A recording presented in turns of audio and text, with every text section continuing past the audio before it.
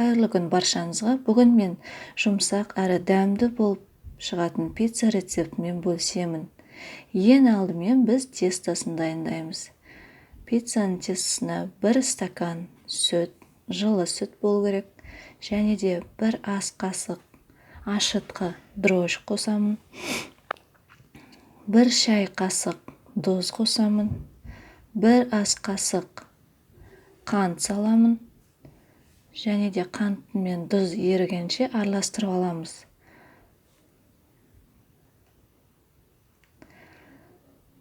Содан кейін әрі қарай бізде жылы су 1 стакан, 1 дана жұмыртқа саламыз.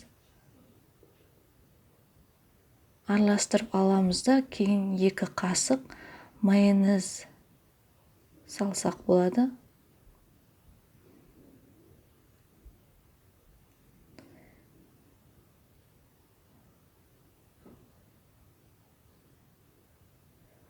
Ұнымызды ситодан, яғни електен елеп аламыз. Мен бұл жерде 450 грамм ұн салдым.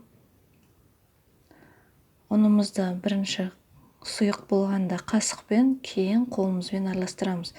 Қолымызға жабыспас үшін 1 ас қасық сұйық май қойып, тестомыздың бетін жауып демалтамыз.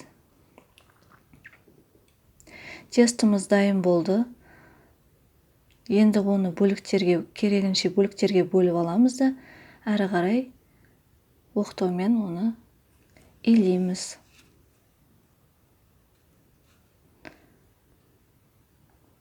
Пергамент қағазға осылай тестомызды салып алып, үстіне кетчуп қойып, қамырымыздың бетіне жағып шығамыз. Мен бұл жерде салмасына қызанақ пен шұжық салдым. Әртүрлі салма салып, бетіне кейін сырмен осылай теркадан өткізсеңіз болады.